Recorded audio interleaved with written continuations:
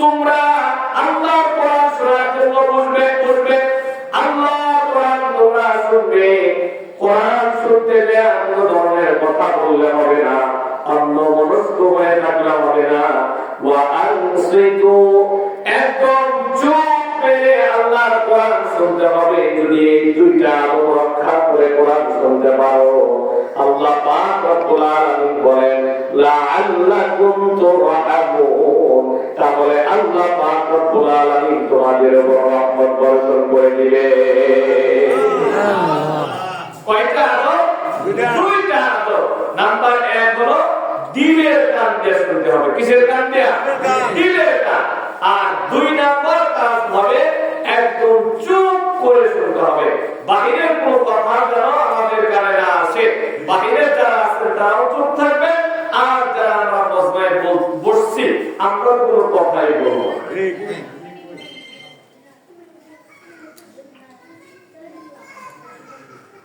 আমার প্রিয় ভাইরা, আল্লাহ পাক রব্বুল আলামিন কোরআনে হাকিমের মধ্যে বলেন, কোরআনের মাসবার মধ্যে যারা ডিস্টার্ব করবে এরা হলো কাফেরদের চরিত্র, কাফের চরিত্র।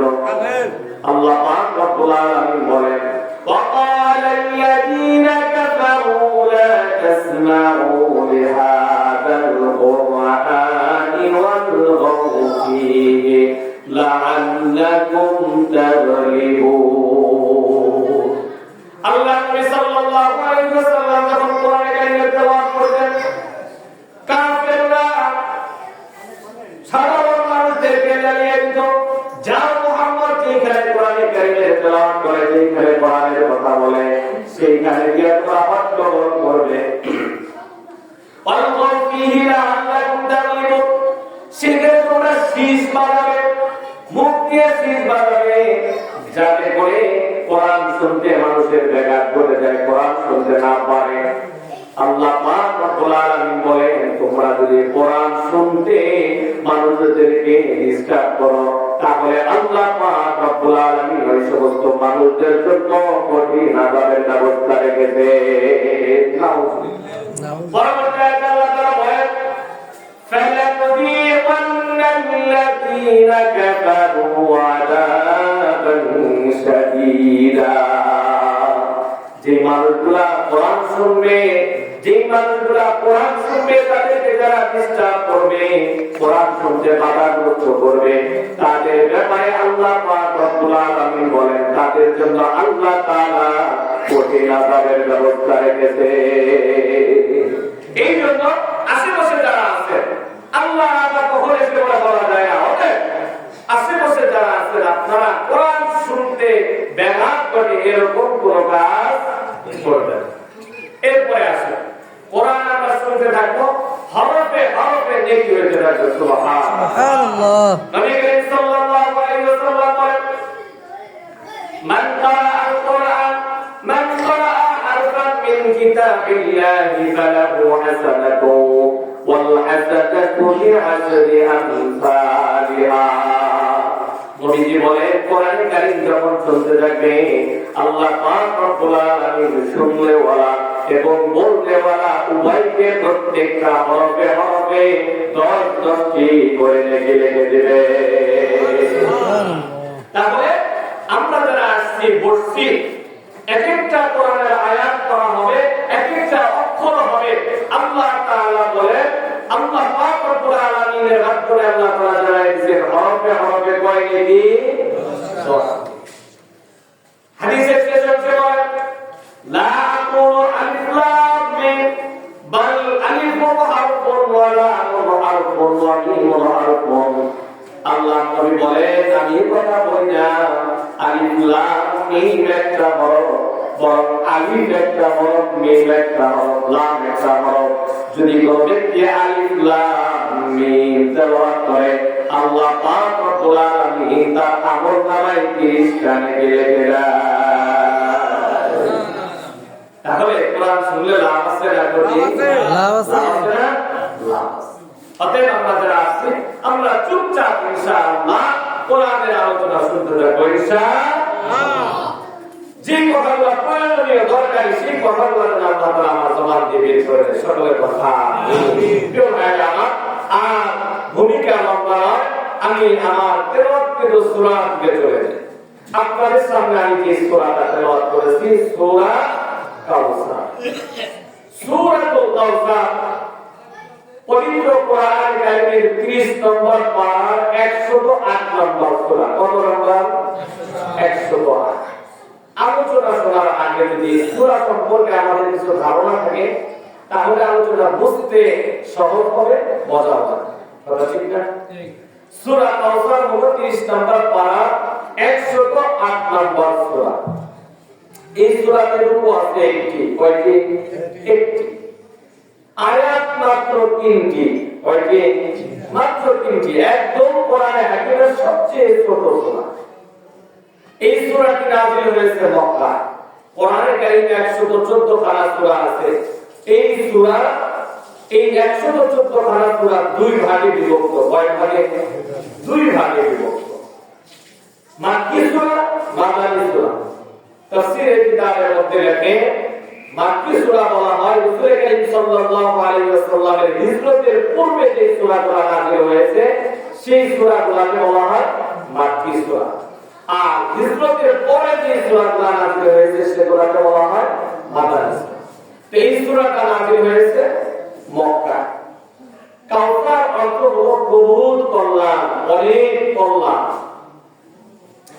এই সূরার আরেকটা নাম আছে। সূরা কোরআনে হাকিমের অনেক সূরা একাধিক নাম আছে। সূরা কাউসারের আরেকটি নাম নাহার বলা। কি নাম? নাহার বলা। সূরার নামকরণ করার কারণ, কোরআনে হাকিমের অধিকাংশ সূরাগুলোর নামকরণের কারণ হলো প্রত্যেকটা সূরার মধ্যে কয়েকটা ঘটনা আছে, অথবা সূরার নাম আছে, একটা শব্দ অনুকরণে সূরার নামকরণ করা। তো এই সূরা কাউসারের নামকরণের কারণ হলো এই সূরার মধ্যে প্রথম আয়াতের 3 নাম্বার শব্দ, অর্থাৎ লাস্টের শব্দ, প্রথম আয়াতের লাস্টের শব্দটা হলো কাউসার। এই কাউসারকে লক্ষ্য করে সূরার নামকরণ করা হয়েছে কাউসার। এই সূরার মধ্যে 10টি শব্দ আছে। কয়টি শব্দ? একটু আওয়াজ দেন। কয়টি? মাত্র তো 5টি। কথা ঠিক না? কয়টি শব্দ আছে? 10টি। অক্ষর আছে 43টি। কয়টি? 43টি। এটি হলো কোরআনে হাকিমের একদম কনিষ্ঠ, সবচেয়ে ছোট সূরা। আল্লাহ পাক রব্বুল আলামিন 114 খানা সূরার মধ্যে, প্রত্যেকটা সূরার মধ্যে 112 খানা সূরার মধ্যে আল্লাহ তাআলা বিভিন্ন বিষয়ে, একাধিক বিষয়ে আলোচনা করেছেন। মাত্র 2টা সূরার মধ্যে আল্লাহ তাআলা একটা বিষয় নিয়ে আলোচনা করেছেন। মানে একটা বিষয়, একটা সূরা। 2টা সূরা এমন আছে, 2টা সূরাকে আল্লাহ তাআলা নাযিল করেছেন 2টা বিষয়। একটা হলো সূরাতুল ইখলাস, আরেকটা হলো সূরাতুল কাউসার। সূরাতুল ইখলাস হলো আল্লাহ পাক রব্বুল আলামিন নিজের পরিচয় দিয়েছেন এই সূরার মধ্যে। এইজন্য এটাকে বলা হয় শানে আল্লাহ তাআলা। সুবহানাল্লাহ, সুবহানাল্লাহ। আল্লাহ তাআলা শান বর্ণনা করেছেন সূরা ইখলাসের মধ্যে, তার পরিচয় বর্ণনা করেছেন। আর নবী করিম সাল্লাল্লাহু আলাইহি ওয়াসাল্লামকে আল্লাহ তাআলা দিয়েছেন সূরাতুল কাউসার। সুবহানাল্লাহ, সুবহানাল্লাহ। শানে মুহাম্মদুর রাসূলুল্লাহ সাল্লাল্লাহু আলাইহি ওয়াসাল্লাম। আমি আপনাদের সামনে সেই শানে মুহাম্মদুর রাসূলুল্লাহ, রাসূলুল্লাহ জন্য আল্লাহ তাআলা যে সূরা হাদিয়া পড়াইছেন, সেই সূরা আপনাদের সামনে আমি তেলাওয়াত করেছি।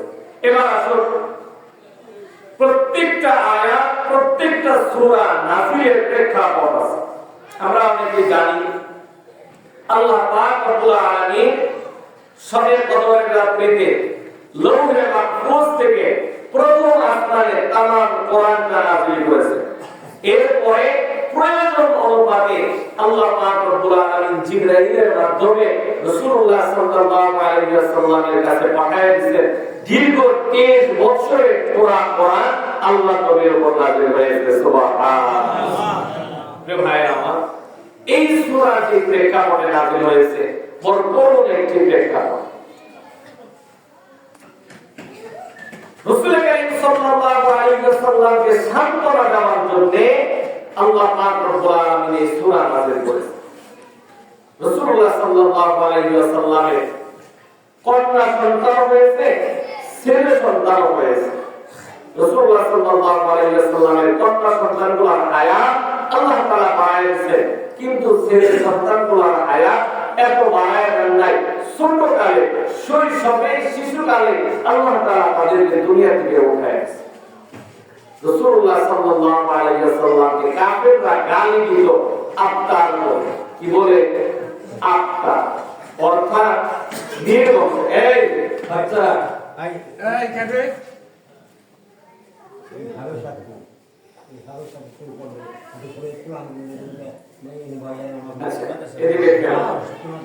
একটু জিকির করি, লা ইলাহা ইল্লাল্লাহ, লা ইলাহা ইল্লাল্লাহ, লা ইলাহা ইল্লাল্লাহ, লা ইলাহা ইল্লাল্লাহ, লা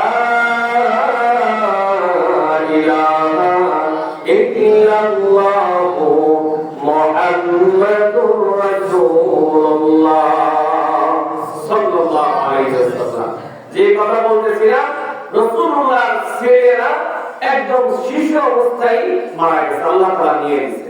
এই জন্য মক্কার কাফেররা রাসূলুল্লাহকে নির্বংশ বলে গালি দিত। জোরে বলেন না, আউযু বিল্লাহ, আউযু বিল্লাহ। রাসূলুল্লাহ সাল্লাল্লাহু আলাইহি ওয়াসাল্লামকে কাফেররা নির্বংশ বলে গালি দিত, আত্মরা বলে গালি দিত, কিন্তু আমার রাসূল তো আত্মরা ছিল না। এক পাড়ার মধ্যে হিন্দু বসবাস করে, মুসলমান বসবাস করে, বেঈমান কাফেররা বসবাস করে, মুসলমান বসবাস করে। এক সাহাবী একদিন জিজ্ঞাসা করতে একজন কাফেরকে, তোমরা মুহাম্মদুর রাসূলুল্লাহকে আত্মরা বলে গালি দাও কেন? নির্বংশ বলে গালি দাও কেন? রাসূলুল্লাহ তো আত্মরা, কারণ আত্মরা তাকে বলে যার কোনো সন্তান আদি হয় না। তুমি কেন রাসূলুল্লাহকে আত্মরা বলে গালি দাও? তোমরা কেন গালি দাও? আমার ভাইয়া কাফের উত্তর দেয়, তোমাদের সংজ্ঞা অনুযায়ী হোক আর আমাদের সংজ্ঞা অনুযায়ী হোক, মুহাম্মদুর রাসূলুল্লাহ আত্মরা হয় না, মুহাম্মদুর রাসূলুল্লাহ তো আত্মরা না, তাহলে তোমরা গালি দাও কেন? তখন কাফেররা বলে, আমরা হিংসাত্মক মনোভাব নিয়ে শত্রুতা পর্যন্ত আমরা মুহাম্মদকে গালি দেই। নাউজুবিল্লাহ, শত্রুতা পর্যন্ত মুহাম্মদকে আমরা গালি দেই। এই জন্য যে মুহাম্মদের ছেলেরা যারা, মুহাম্মদ যে কয়েকদিন বাঁচা আছে এই পর্যন্ত তার দিন চলবে, তার ধর্ম চলবে। যখন মুহাম্মদ দুনিয়া থেকে চলে যাবে তখন আর তার ধর্ম চলবে না, তার দিন চলবে না, তার নাম নেওয়ার মতো কোনো মানুষই থাকবে না। নাউযুবিল্লাহ। বলেন তো, মুহাম্মদুর রাসূলুল্লাহ সাল্লাল্লাহু আলাইহি ওয়াসাল্লামের নাম নেওয়ার মতো মানুষ নাই নাকি কাফেরদের নাম নেওয়ার মতো মানুষ নাই? কাফেরদের নাম নেওয়ার মতো মানুষ নাই। ছেলে সন্তান দেওয়ার মালিক কে? আল্লাহ। কন্যা সন্তান দেওয়ার মালিক কে? দুনিয়ার কোন মানুষের হাত আছে এর মধ্যে? কন্যা সন্তান আল্লাহ দেন, ছেলে সন্তান আল্লাহ দেন। আল্লাহ পাক রব্বুল আলামিন কোরআনে হাকিমের মধ্যে বলেন, লিল্লাহি মুলকুস সামাওয়াতি ওয়াল আরদি ইয়াখলুকু মা ইয়াশা ইয়াহবু লিমান ইয়াশাউ ইনাতাহু ওয়া ইয়াহবু লিমান ইয়াশাউ যুকুর। আল্লাহ পাক রব্বুল আলামিন বলেন, আসমান জমিনের রাজত্ব একমাত্র আল্লাহ তাআলার হাতে। দুনিয়ার কোন মানুষের হাতে আসমান জমিনের রাজত্ব নাই। তিনি যা চান তাই সৃষ্টি করেন, যাকে ইচ্ছা কন্যা সন্তান দান করেন, যাকে ইচ্ছা পুত্র সন্তান দান করেন। অন্যায়ের মধ্যে আল্লাহ তাআলা বলেন, আও ইউযাওবিজুহুম যুকরানা ওয়া ইনাসা ওয়া ইয়াজআলু মান ইয়াশাউ আতীমা ইন্নাহু আলীমুন কাদির। আল্লাহ পাক রব্বুল আলামিন বলেন, আও ইউযাওবিজুহুম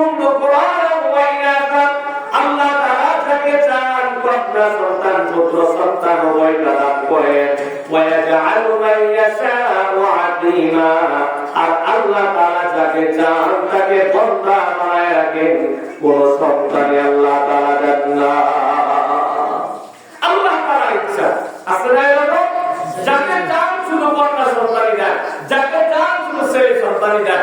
আবার এমন মানুষও আছে ছেলেও আছে মেয়েও আছে, আবার এমন মানুষও আছে তাদের কোনো সন্তান নেই। আল্লাহ তাআলা পারে না, ইন্নাহু আলিমুন কাদির। আল্লাহ তাআলা সর্বজ্ঞানী এবং সর্বশক্তিমান। এই বিশ্বাস আমাদের ভিতরে রাখতে হবে। সন্তান দেওয়ার মালিক আল্লাহ, কন্যা দেওয়ার মালিক আল্লাহ, ছেলে দেওয়ার মালিক আল্লাহ, উভয়কে দেওয়ার মালিক আল্লাহ। এবং কোনটাই যদি আল্লাহ ইচ্ছা করেন কোনটাই দিব না, সেটাও আল্লাহ। সুবহানাল্লাহ।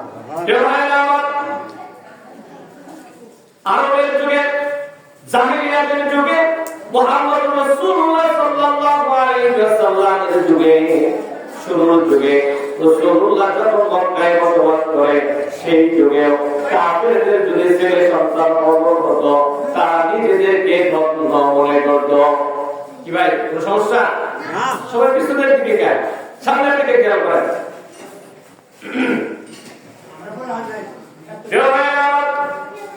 এইদিকে খেয়াল করেন।